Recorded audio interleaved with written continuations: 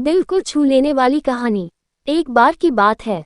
एक बार एक अध्यापक एक संपन्न परिवार के शिष्य के साथ कहीं जा रहे थे, तो उस शिष्य को कुछ मजाक सूझी क्योंकि उसको रास्ते में किसी गरीब मजदूर के जूते दिखाई दिए। उसने अध्यापक से कहा, गुरुजी, अगर हम इन जूतों को छुपा दे तो कितना मजा आएगा। देखते हैं कि मजदूर पर इसका क्या असर पड़ता है।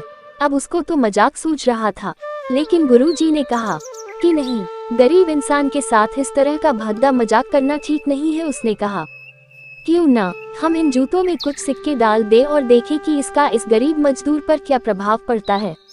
उन्होंने ऐसा ही किया। जैसे ही मजदूर अपना काम करके लौटा और उसने एक पाँव अपने जूते में डाला तो उसको कुछ कठोर सा महसूस हुआ। उसने अंदर हाथ डाला तो उसको कुछ सिक्के दिखाई दिए। वह थोड़ा आश्चर्य में पड़ गया। आसपास किसी को देखा तो कोई भी दिखाई नहीं दिया। वापस उसने दूसरा पैर अपने जूते में डाला और वापस उसने कुछ सिक्के दिखाई दिए।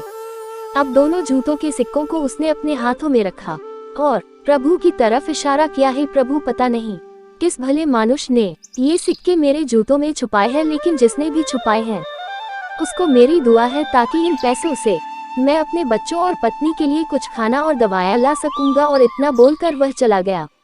इस बात को शिष्य और अध्यापक दोनों सुन रहे थे। अब अध्यापक ने शिष्य से पूछा कि अब तुम मुझे बताओ कि तुम्हें कैसा महसूस हुआ, तुम्हारी पहले वाली मजाक या मेरा ये तरीका। तो उसने कहा कि गुरुजी, मैं आपसे क्षमा चाहता हूँ। अब मुझे समझ आ गया है कि सच्ची खुशी किस चीज में है। जब हम किसी का मजाक उड़ाते हैं तो हमें कुछ पल का आनंद मिलता है, लेकिन इससे हमें बद्दुआ मिलती है। लेकिन अगर हम किसी की मुश्किल परिस्थिति में मदद करते हैं और जिसकी भी हम मदद करते हैं उसको भी नहीं पता कि हमने उसकी मदद की है, लेकिन अंदर ही अंदर हमें पता है कि हमने उस इंसान की मदद की है, यही सच्ची खुशी है। जब हम दूसरों को खुशी देते हैं तो हमें सच्ची खुशी मिलती है। इसी तरह खुशियाँ बांटते रहिए, लोगों की मदद करते रहिए और दान करते रहिए जिसके भी आप काबिल हो। जितना भी आपसे बन पड़े दान करें, लेकिन दान जरूर करें। इसका मतलब यह नहीं है कि आपको कंपलसरी या अनिवार्य रूप से इतने रुपए दान करने ही चाहिए, क्योंकि हर किसी की जरूरत अलग अलग हो सकती है। अगर आप किसी को पैसों का दान नहीं कर सकते तो कम से कम चीजों का दान तो कर ही सकते हैं। मुझे पूरी उम्मीद है कि यह हार्ट टचिंग स्टोरी आपको जरूर अच्छी लगी होगी। आपका कीमती समय देने के लिए दिल से शुक्रिया।